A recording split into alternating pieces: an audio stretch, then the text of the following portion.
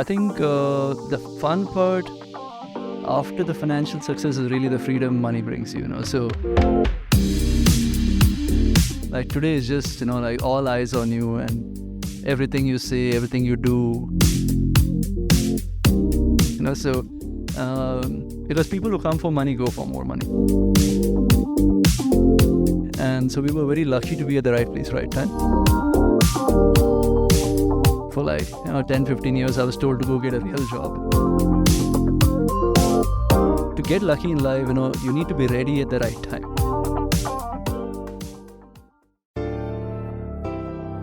Hello and welcome to the Success with Savita podcast, where we share hot tips on how to do life and business without losing your mind.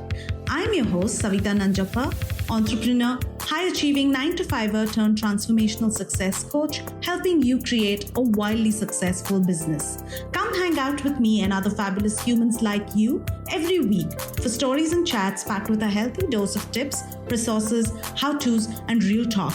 Side effects may include a happier and more confident you with each passing day.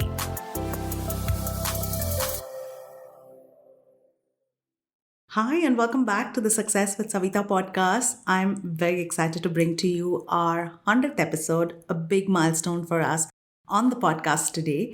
And we also have a fantastic guest, one of the biggest guests that we've had on the podcast. And I got to interview him with a live audience for the first time. Yes, no pressure.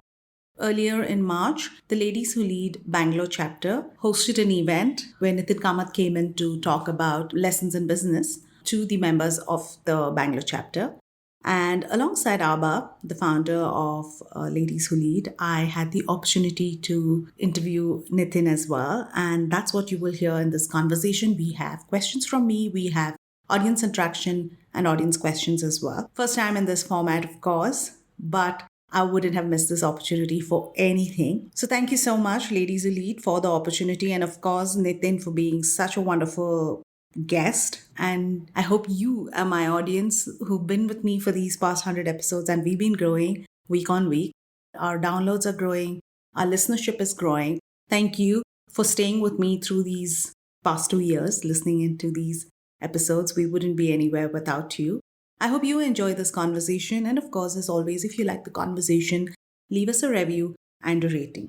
Nithin Kamath needs no introduction, just in case you haven't heard of Nithin or Zerodha. He's the CEO and co-founder of Zerodha, a financial services company that offers brokerage-free equity investments, retail, institutional broking, currencies, and commodities trading. And that's all that I've got to say as an introduction, because the rest, including his journey, is what you're going to hear in this conversation. It's a long episode, but I assure you it's fascinating and an insightful look at the making of the brand, Nithin himself, his leadership style, his thought process, the way he thinks, the culture that they are creating together at Zerodha. There's a lot to take away. There's a lot to learn. And of course, it's hugely inspiring. So I hope you enjoyed this episode.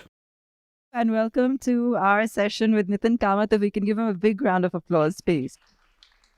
He's very intimidated at being in this room full of women, but I think he'll be comfortable, within a few minutes of all of us chatting. I just want to give a shout out to our Bangalore champion, Savita, who will be co-hosting this with me, and to our partner, Lakshmi. Lakshmi, do you want to come up and just say a few words? Yeah? Lakshmi is the founder of Splainer, as you know. A big welcome to all of you, and I'm so excited to finally reach all the members and Ladies Who Lead and our Splainer subscribers. It's like, I always get so happy when I see so many amazing women in the same room. And, it's a fantastic first start for us. Awesome.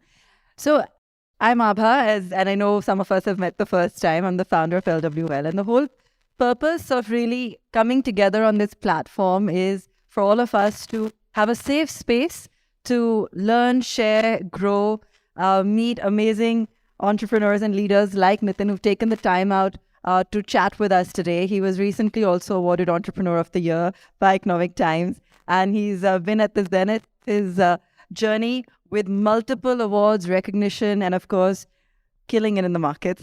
But what I love about Nithin is he's also a responsible entrepreneur, and at Zerodha, we always hear them talk to investors about responsible investing, being very transparent, and really talking everyone through their journey with them. Lessons in Excellence is a closed door format. Please feel free to ask whatever you want to ask. Anything that we record will be edited if you don't want it to be, if it's private. It's genuinely meant to be a closed room where you can share anything. And the idea is to have it very conversational. So I will ask you to jump in with your questions. But just to get started, Nithin, what's the fun part about being an entrepreneur?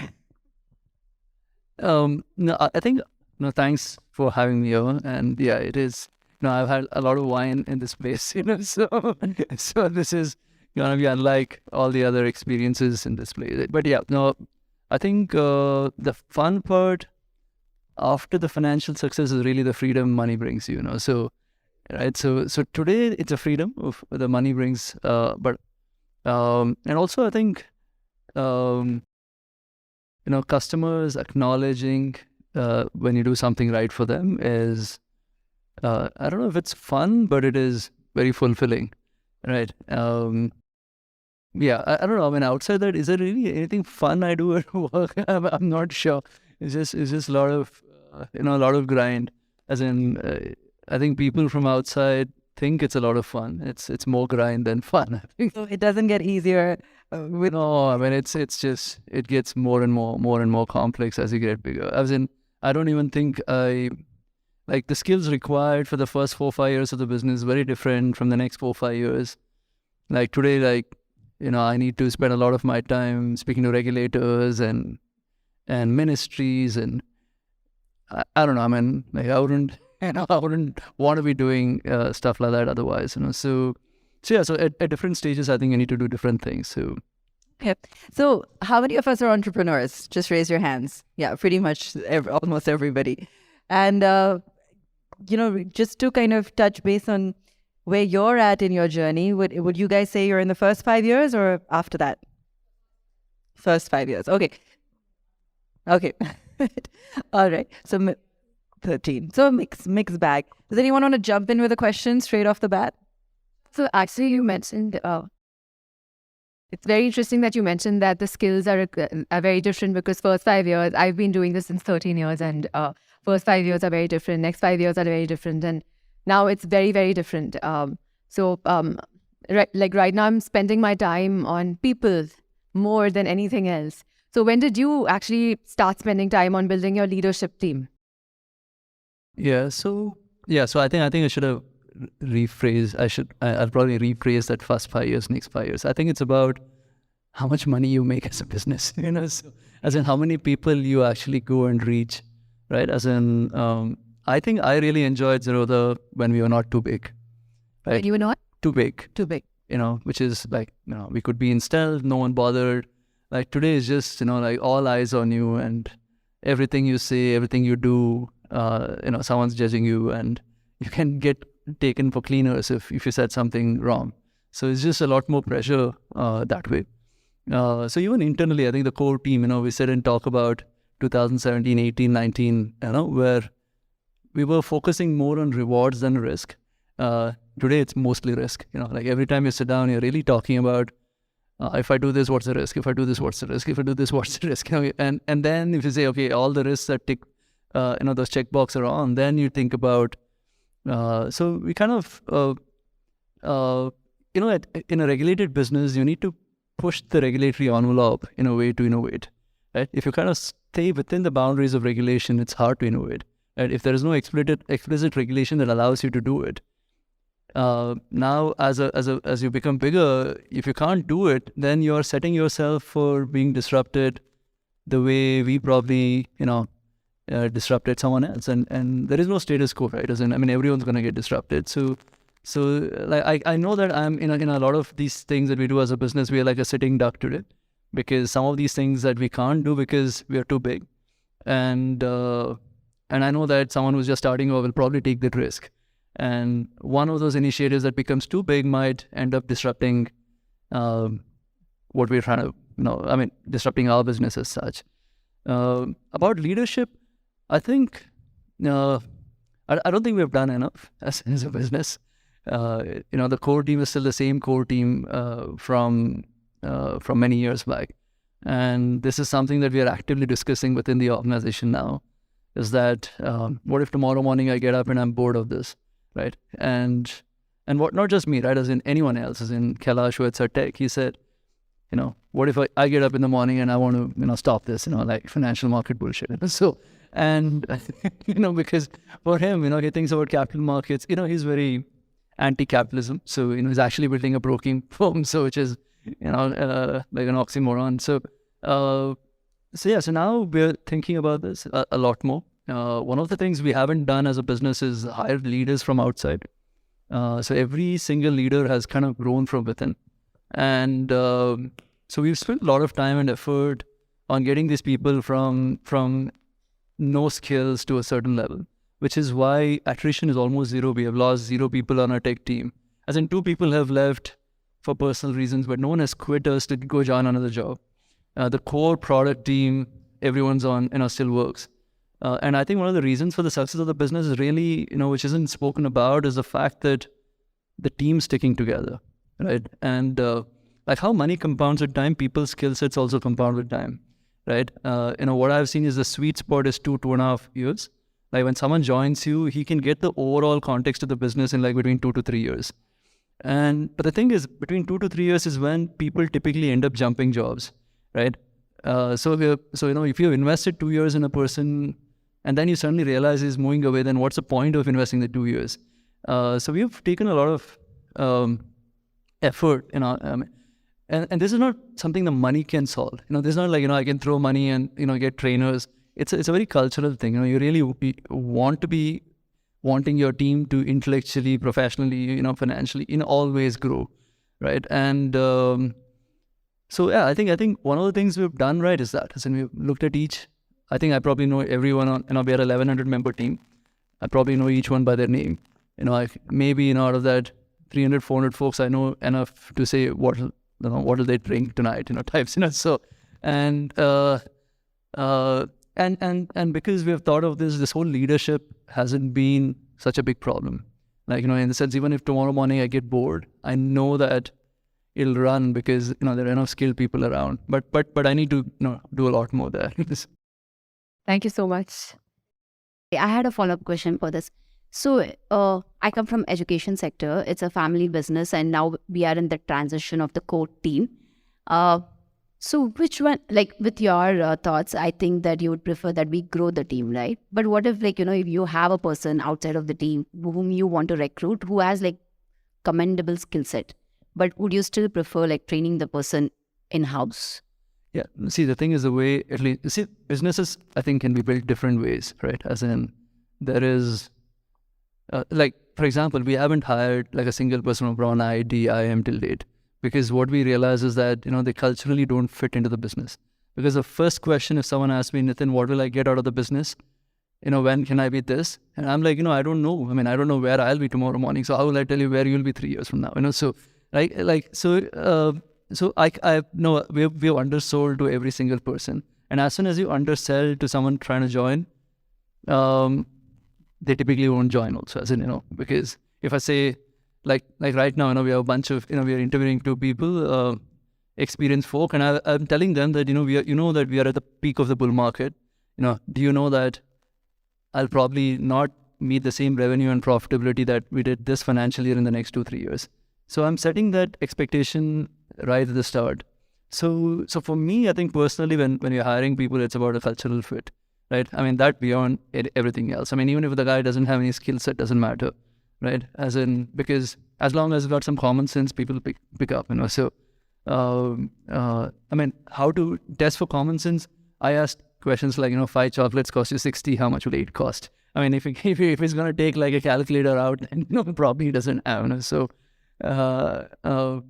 but like I said, every business works a certain way. And because we have built it like this culturally, we find it very hard to recruit leaders from outside, right? Because as soon as, I have a conversation with the leader, he'll say something like, I'll come from there, I'll bring my team, I'll bring my business. I'm like, dude, I don't want a guy like you in my, in our business, So, because people who come for money go for more money, it's just that.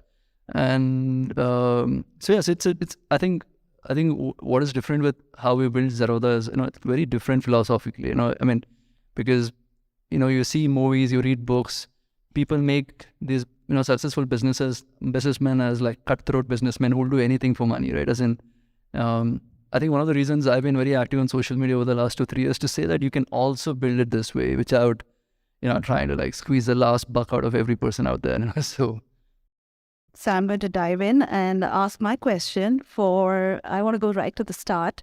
And while we know for our audience here, we'd like to start with why and how you built, of course, Zerodha. Why was the reason? Because you were already, doing stocks at that time. And also, what makes it successful beyond the obvious? I know you answered it's the team, but is there anything else that you'd like to add to that? Right. Because I know that you have ease, you have simplicity. What else? Yeah. No, 2 minutes. So I started trading at 17. My dad was in the bank. He took us around the country. He had invested in Reliance industry, and that's how, he spoke about stocks at home. So there was a little bit of introduction. I lived in a Marwadi neighborhood. So I got introduced to trading the markets very early. And I joined a college. I dropped off. I did multi-level marketing to feed into my trading when I started. I worked in a call center between 2001 to 2005 when I did. This was when call center was very cool in Bangalore. Yeah, so around 2004-05, I met this gentleman in the gym. He asked me, Nithin, what do I do for a living? I said, I trade the markets. Because I joined the call center because I could trade daytime and work in nights. So I showed him my account performance. He said, why don't you manage money for me? I quit, started a portfolio advisory business. I became a franchisee of a bigger broker. Nikhil, my younger brother, joined me in 2006-07. He's a better trader than I am. And I always had the kida of, going and talking about markets wherever possible. Not in physical sense, because, I find it very uncomfortable. But I ran some of the largest Yahoo Messenger communities, Orkut communities, some of the largest forums on trading and markets, between 2001 to 2010. And all these interactions on these forums, with very active traders, I kind of realized that there's probably an opportunity to be a better broker for very active traders. This was not meant to be what Zerodha is today. It was meant to be very boutique, like a small, like in Bangalore, like I had friends back in early 2000s. You like rock music, you like beer, you go set up a small pub, stuff like that. So yeah, and the idea with starting Zerodha was that we had made some money in 2008 when the markets crashed. So we, I borrowed some money as well, and we put together enough money to get it started. So 2010 we started as a broker who's low cost and transparent, which is really the two modes of sorts. Kailash, who built tech, joined us in 2013. Karthik joined in 2014, who's built Varsity, our education initiative. So I think and the business, a lot of people give us credit that we somehow expanded the markets. We're not deluded enough to believe it, so we were kind of right at the right place, right time, with the right products and initiatives when the markets expanded, right? And so we were very lucky to be at the right place, right time. So the business did well. Now, apart from what everyone sees of the business, as in what makes it successful, I think what differentiates us is really the philosophy behind how we run the business, and which is really what we think is our moat, which is to be able to say and do things which will be very hard for a venture capital-backed competitor to be able to do it, right? And one of the reasons why we didn't raise money, even though we got offered insane amounts of money, so is because we realized that the day you raise that money, it's going to bring obligation to grow at any cost. And what makes us different is really we care for the user. As in, when I say, almost every businessman says he cares for the user, right? But let me give an example. Like last year, we have sent 8 push notifications on our mobile app, right? In the entire year, some of competition send maybe 8 in a week, right? And the reason behind it, see, a push notification today is the best ROI. If you want to get someone's attention, just send a push note. I mean, one of these days it'll stop happening, right? Because every app is sending so many push notification, right? But yeah, we fight saying, like every notification, we're all saying, does it really have to be sent? Because we don't want to do to a customer what we don't like to be done to us. I mean, I hate it when someone randomly sends me an SMS and push notification, email, so I don't want to do this to our customer. And that's really what has helped the business and the profitability of the business. The only reason for that is we've spent 0 rupees on marketing and advertisement till date, right? So we have 1.2 crore customers, and Fantastic. Yeah. I mean, that was like a long answer. Okay, no, that's a great start to the questions. I have a follow-up for that, and then we'll take it back to the audience. So what were your early challenges? This is the summary, but what's the unsexy side of growing this business? What were those early challenges that you had? No, I think I had more challenges before Zerodha than after Zerodha because, I started trading very early. I come from a South Indian Brahmin family, so, and, everyone's done engineering in a software job. So for 10, 15 years, I was told to go get a real job, so, and so I think that the challenge before Zerodha was so, I mean, and I blew up 3-4 times. And like I said, those challenges made this whatever challenges post Zerodha actually like a child's play does. But in the business, the first 2-3 years, just telling people that we are a credible financial services. Right. One thing that people don't know about is that at Zerodha today, we have between 2.5 lakh to 3 lakh crores of customer securities lying with us. So we are probably the second largest in the country, behind ICICI or so. So that trust that has gotten built, it didn't happen overnight. I mean, a lot of it happened in the last 5-6 years. But the first 5-6 years was a struggle, just for people to be able to trust that here is a low-cost firm, because as soon as someone says low-cost, you question the quality of the service and the product. True. At what point did you realize, oh, this is it, now we've made it, it's really like we are successful now? Was there a point, or was it so gradual and just, you knew from day one that you arrived? No, I mean, was there a point of arrival which was momentous? No, there is no arrival. I still get up sometimes and question myself, what am I doing? I mean, this problem I don't think, money solves for that problem, so there's no we arrived. I don't think there's any arrived as in. But at a point you must have said, okay, this is working. We know what we are doing. Right. We got there. So yeah, I think in 2015, once Kailash joined us, we launched our first in-house app in 2015, which is, we call it Kite. Yes. And in 2015, December, is a funny incident.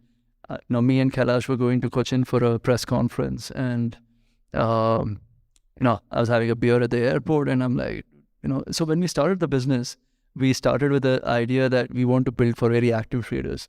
But by 2015, we realized that active traders are maybe like 5 lakhs, 10 lakhs in this country, right? I mean, and we were ambitious by then. And so we wanted the business to be for investors now. But we were getting labeled as a broker only for active traders because, I mean, that was the intent, but now we wanted to remove the label. So over a beer, we decided, why don't we go zero brokerage for equity investing? And I mean, the freedom of not having venture capitalists is you can act on some of these, gut-based instinctive decisions much faster. And so it was December sometime, and then somehow Economic Times decided to feature me as top 10 businessman to watch out for in 2016 because of that one decision over a beer. So, and I'm like, 2016 they said number 1 Mukesh Ambani for Reliance Jio, because it was launching in 2016, and then said number 2 Nithin for Zerodha. I mean, I'm like, our office was like, dude, what's happening? Types, like, why are we listed in this, in this list? No, the reason I'm saying that story is because for us, credibility is important, and a press saying something, especially Economic Times, make a lot of difference. So that one Kite, the web app, this whole PR, whatever, blew up after we said zero brokerage. And the most important part is account opening became completely online in 2016 when Aadhaar, you could use Aadhaar for online. So those 3 things together in 2016 is, I think, the first time we felt like, maybe this business will scale. Awesome. Thank you for sharing that. Before I continue to monopolize your attention, we'll go back to the audience. Share some questions. Anyone? Yeah, go for it. Yeah. Hi, I'm Isha. So a few days earlier, you posted on LinkedIn that, valuations are overrated, And before that, I think your brother mentioned on LinkedIn again that, we don't look at numbers or, analysis. We don't have analysis paralysis. We look at numbers, but, to a certain degree, and then we decide quickly and move on, right? So it goes on to show that maybe at Zerodha, you guys are doing things differently. What are the things that you put your money on, or, you really believe in, that these are the 3 or 4 things that we believe in and we are going to either follow that, or these are the metrics we are going to be looking at? Right. No, internally, I think one of the things we've done right, again, works in the cultural context, is to never put any targets, right? So there are no goals and no targets. So we get up saying, you do something a little better and every day, and you will get to where you have to get. It's a philosophical thing, right? As in, because the issue with putting goal posts is that every time you go closer to it, you're going to push it further down. Right? You're never going to reach your goal in your life, right? As in, like I started with a rupee number thinking I'll retire. There are many zeros to it, and I'm not, right? As in, so there is, those kind of goals make no sense at all. And the thing is, once you have these goals which you can never reach, then it almost feels like you're, on one of these hamster wheels types, right? As in, so philosophically, that's how, we decided. So, what we focus significantly on is, like on customer support, for example, on our products, right? As in, we spend a lot of time, and so we spend a lot of time and effort on that. And this is not something money can solve, right? It doesn't mean that you pay the most amount of money, you'll find the best support team, right? It's a very cultural thing. For example, internally at Zerodha, we run a forum which is called inside.Zerodha. It's one of those open source discourse forums. I think I spend at least 1 or 2 hours a day there, and just interacting with people, just sharing, and openly. I mean, it's not like I'm trying to always constantly have a propaganda in my mind, But the objective of picking up client conversations which have worked well, the ones which haven't worked well, talking openly about issues like, what if I get bored tomorrow morning, right? Like, I don't think that, in orgs, you have leaders coming and saying, I think I might get bored tomorrow morning, so I need to think of another way of life, right? And asking the question of everyone else as well, because, one of the things with our business is that everyone's staying on board, right? As in, you will get bored at some point of time doing the same thing over and over again. So it's not really money that goes into it, but it's a lot of time and effort that goes into all of this. Even on the product side, I think Kailash is a monster. Like every single thing at Zerodha is free and open source. Everything that we build is also open sourced. So it's again a very philosophical thing.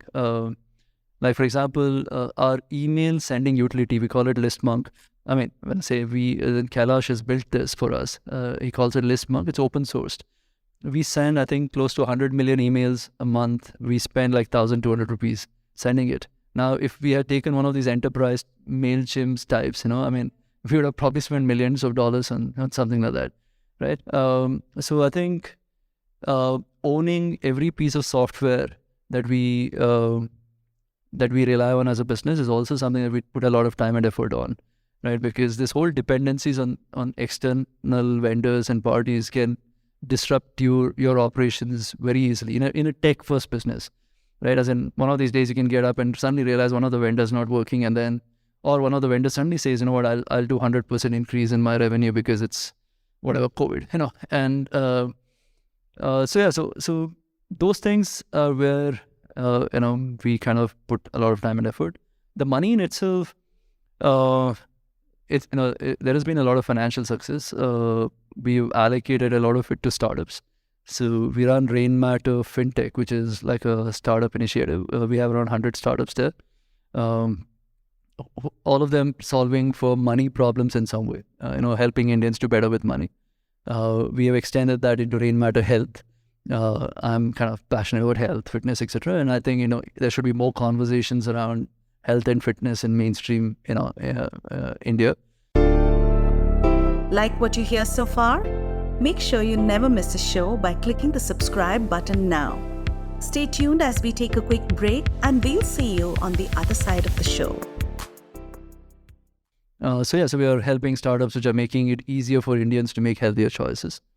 And then eventually, I think in 2020, when we had this whole stupid year in terms of how much money we made, we said it's kind of ugly to be sitting on so much money when your business doesn't really need so much money.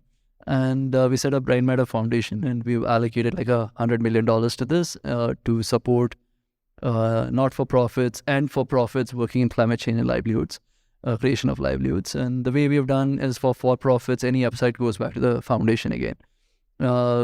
And Nikhil manages our treasury of sorts. So we hold, like stakes, in a bunch of companies, and we are sitting on a lot of gold. So I'm saying it today because we just made all-time highs. Why not? Proud moment. Follow-up question on where you spoke about the gold bonds.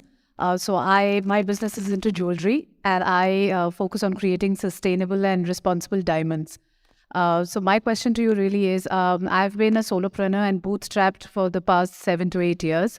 And currently I'm in the position where I'm challenging myself in terms of scale.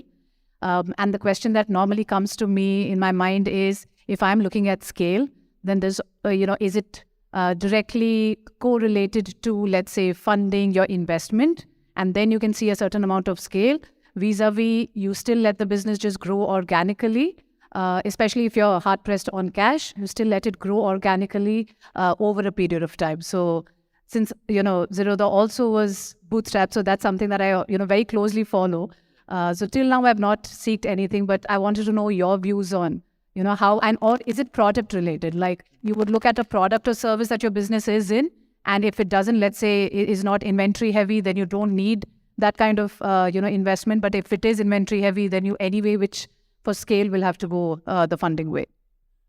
Yeah, like I said, I don't think we ever thought of scale, right? In a sense, we didn't really think of, like, we never got up and said we need to grow to this size.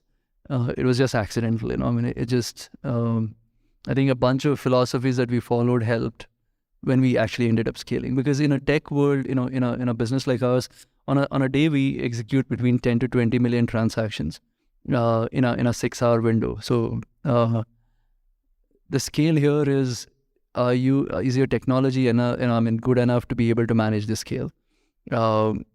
And we learned this the hard way. So 2017-18, we had a bunch of down days.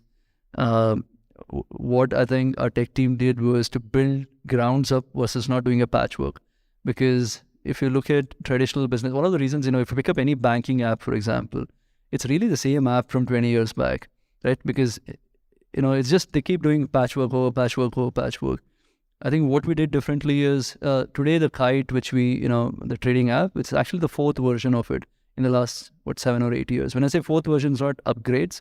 It's really, we destroyed it and built it grounds up.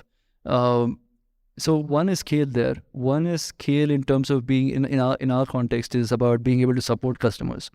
I think COVID taught us a bunch of lessons because I used to think of support, scaling support more as throw more people at this problem to solve it, but COVID, as soon as COVID hit, we were like, we need to solve for it in a different way. So we went and automated all the processes. We're trying to figure where all the inefficiencies lied, and we haven't added a single 1% additional. Like I said, before COVID, we're at 1 million customer. We are at 11 million customer.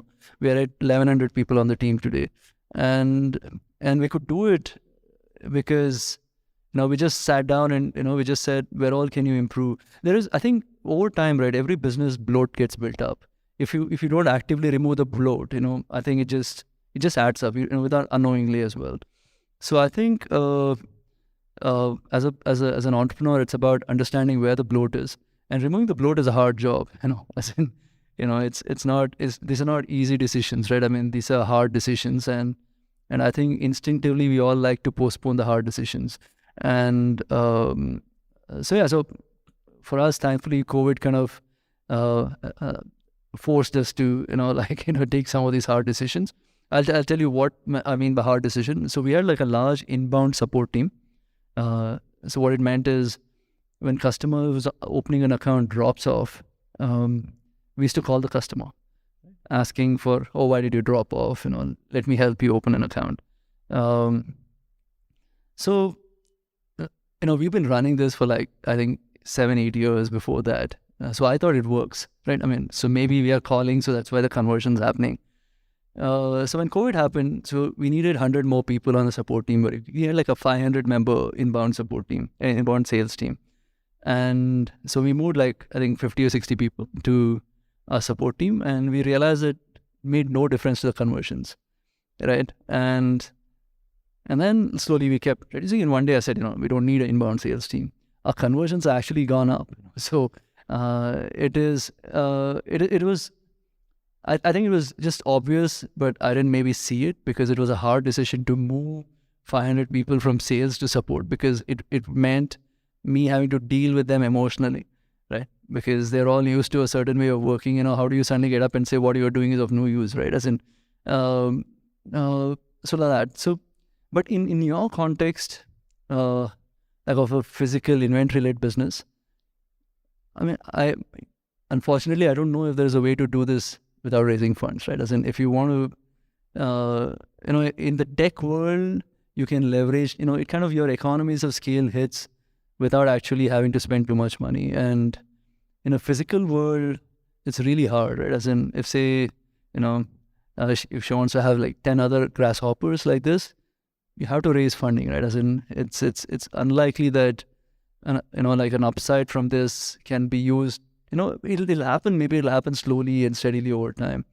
So I think if like one thing about funding is, which not too many people talk about and I talk about, is really, raising money also brings a lot of obligation along with it, right? And I think in the context of what we had said last week on LinkedIn as well, and what I had said was raising money at high valuation is, I think, actually quite bad for the business, right? Because you're setting an expectation that you will outperform whatever is the expectation.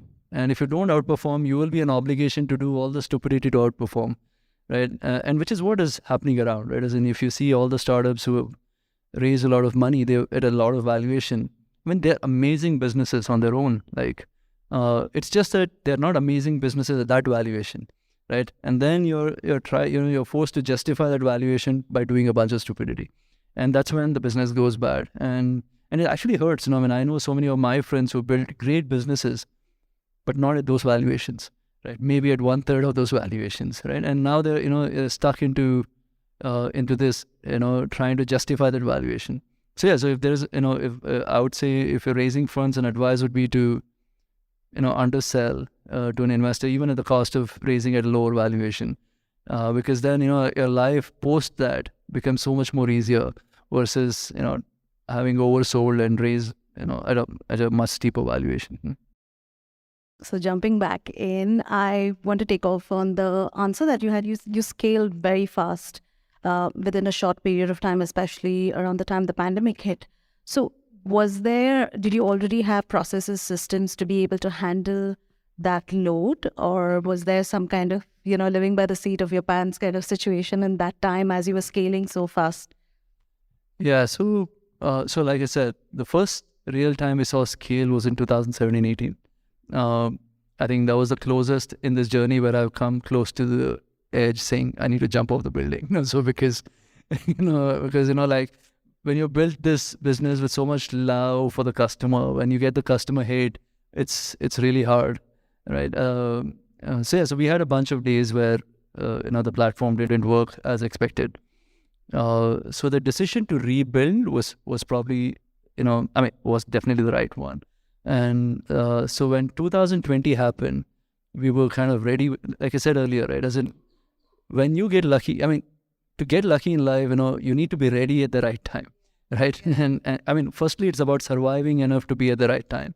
And then to be able to have the products and initiatives ready, and that's when I think you can really get lucky. So So instead of doing a patchwork in 2017-18, the decision to rebuild kind of helped 2020, because 2020, March, April, May were probably the most volatile stock markets have ever been, right? And even some of the largest brokers in the US were down for hours together.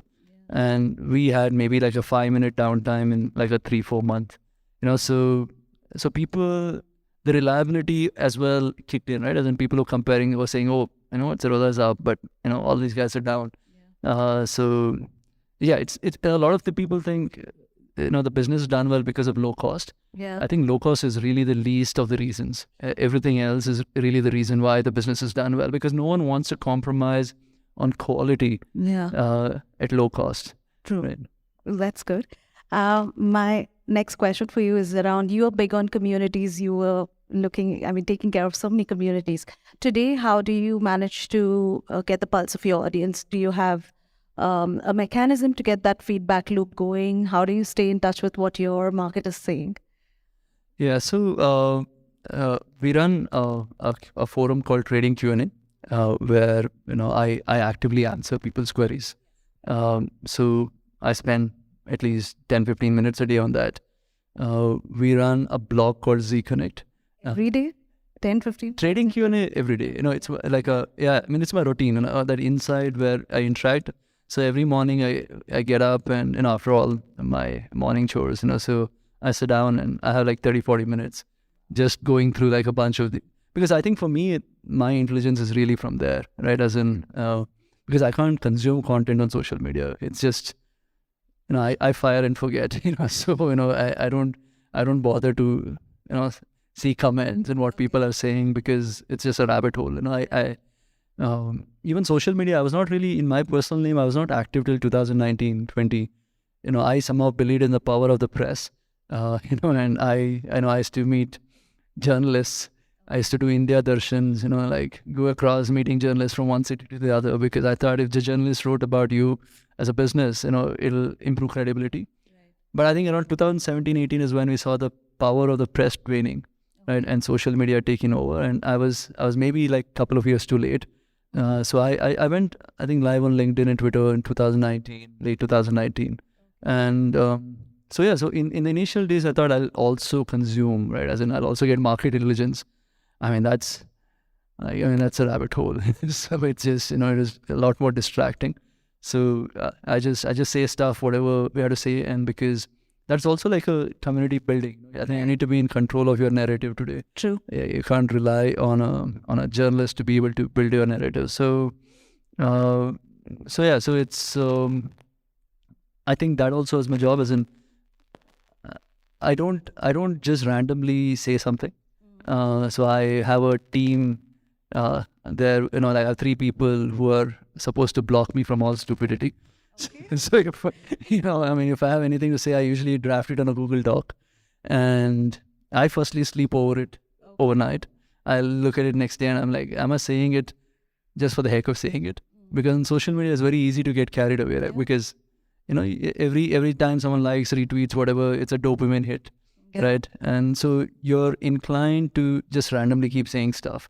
And so I understand that, I'm bound to do stupidity. So first I draft stuff and I sleep over it. Then I have these 3 guys to look at it and say, and have the license to shoot, kill types, in the sense they actually tell me, I think I haven't said half the things I wanted to say with them, because these guys blocking it out, saying, Nithin, you know what, you're just saying it for your dopamine hits, is what they're saying. So, and right. So you have your own filters, in-house filters. No, I think no. All right. So that's how you keep in touch with the consumer. Yeah. So I'm a newbie to the stock market, and thanks to your small case, I've gotten into it and I'm really enjoying it. I have 2 small questions. How can I better this? Because I do find this intimidating and it's very overwhelming. So how can I make that better? And second is, with this kind of huge success, what keeps you ticking? What is your next big goal? Have you, just out of curiosity. Yeah. So I think investing is like music. It's like sport. I think it's like an art. Right? You either enjoy it or you don't. Right. And if you're not enjoying it, I don't think you should force yourself to enjoy it. right? But if you enjoy it, you will figure stuff out. As in, if you enjoy just looking at trends, looking at, asking these questions, right? As in, oh, there's a lot of bread here. Who's going to make money if more people are consuming this? That kind of curiosity is something, if you're someone who likes stuff like that, you'll automatically, figure this stuff out. There is it's no rocket science. It's about just looking around and just constantly asking questions about who benefits and who doesn't with anything that's happening around you. You see a lot of buildings, who's going to benefit out of this? You see a lot of, what's the latest trend? Kombucha, for example. Is there someone, who's going to benefit out of all the kombuchas that are getting sold? So, it's like that. But if it's, if it's not, if you don't really like it, it can become stressful because, the thing about trading and investing is every time you make money, there is no gray, right? There is either right or wrong. I mean, you either made money, you didn't make money. Like everything else in life, it's always gray, right? As in, have I done well in life? I don't know. I mean, of course, financially I've done okay, but that's not. I don't know the answer to that question, right? But with stock markets, it's really black and white. I mean, if you're in the money, you're right. If you're not in the money, you're not. So it can get stressful if you very actively start participating and you have to look at a P&L on a daily basis, right? So my advice would be that do it with as little money as possible, and only if you enjoy it, increase the capital. Otherwise, don't. And about what gets me up every day, I think right now. So we started the business saying we want to reduce trading costs. Then it became about education. Then it became about the platform. Then it became about all these startups and newer experience that we can offer the customer. But internally the question you're asking is, okay, we've done quite well as a business. We made a lot of money, but what's really the point of existence, right? As in, why do we exist as a business? Is to help our customers do better with the money. And have we done it? Maybe not, right? As in, a fancy, like a Ferrari doesn't mean a guy who's driving the Ferrari knows how to drive the car, right? So the question that we are internally asking is that how do we help our customers do better with their money? And it's a really complex problem, as in it's not an easy problem to solve. But what we've realized internally is that using technology, we can maybe help people reduce the money mistakes, right? The thing about money is, I don't think there's any right things to do, but because every person is different, but bunch of 4 or 5 basic money management rules. If you can avoid it, the odds of you doing better with money increases, right? And some of these money mistakes is something that we're trying to incorporate within the app. So for example, the first one incorporated was a penny stock nudge. If you are buying a penny stock at Zerodha, we scare the shit out of you, so we are actively telling you not to buy the penny stock because the odds of you doing well is not. So think of this way, as in, say, assuming you go to Amazon, and you try looking for an iPhone, and say you tell Amazon that you say, just for example, that you make 50,000 rupees a month. If you don't have the money today, Amazon will ask you to buy on a credit, right? But what if Amazon said, what are you smoking? Why are you buying a 2 lakh rupee phone when you make 50,000 rupees salary? As in, right? Which is what Amazon should ideally be telling you if they really cared about you as a customer, right? And but it's not possible for a business which is venture funded, listed, to be able to take these kind of decisions. And so we think today we are in a place of privilege to be able to say and do some of these things. And then us saying and doing a bunch of these things will influence some of our competition to maybe, do some of this as well. So we think of success as an obligation to get up every day and say, what, we think we can fix one industry in India. And yeah, that's really what keeps us going in this. Hi, so I run a travel curation company, and we are beyond our 7 years. We all of us as entrepreneurs have had really, tough times. And your business is a new business. Mine was a new business. People questioned us when we started, said, how are you going to make money? What would be your 3 commandments to an entrepreneur who dares to take something different and go ahead and make it happen? Oh my God, that's like a tough one. Okay, 3 commandments. No, I think I was yeah, no, I was just telling. I think it's even before you take entrepreneurship, right? I think why are you doing it is really the first question, right? As in, I think no, I think of life as risk to reward in everything I do. I've traded a lot of my life. I love my poker. So everything in my life is about risk to reward, and I think the odds of getting lucky increases if you can survive long enough, right? And to be able to survive long enough, you need to be able to build around something that you love to do, right? Because if you're not doing it, you'll probably not, kind of grind it out. And so first thing usually is, pick a business that you love to do. Second is building a business is really hard. And I think you need to kind of build core competencies before you build it. So it's like, you need to sharpen the axe before you go chop wood. So second, usually I say, is go find a job and learn something, before you actually try to build a business. Third is, I think, I don't think people understand the power of word of mouth in today's world, right? I mean, so if someone's already like, I don't have 3 for after the business, but after the business starting, I think the one thing is word of mouth in today's networked world is really, really, really powerful. I mean, if you can do what is right for the user, customers will come to you, right? I don't think you have to, think of user acquisition and growth and all of those as much. And I think we are, like I said, we're the reason I talk about it is because we are like an example, as in the fact that we have gotten to like almost like 1.2 crore customers without any marketing, right? So yeah, just be constantly thinking about the customer and doing what is right, and continue.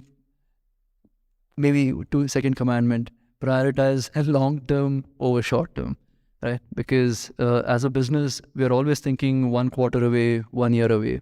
And that's how we are all wired because of the ecosystem around us. So at Zerodha, we always think 5 years away, right? Because what is right for 1 year is hardly ever right for 5 years, right? And but if you're always compromising on what is right for the long term, for for whatever short term momentary growth, it probably doesn't make sense. So I found it interesting that in many of your responses, you spoke about company culture, right? Whether it was metrics or leadership or many other things, you spoke about the culture and how it's contributed to the stickiness in some sense. So as you've grown and scaled, right, there is obviously a passion, a purpose, an ethos that you and the founders and some of the core team has. How do you translate that across the company? Because that inflection point is perhaps the most difficult as you grow, and translating that passion down the ground to everyone.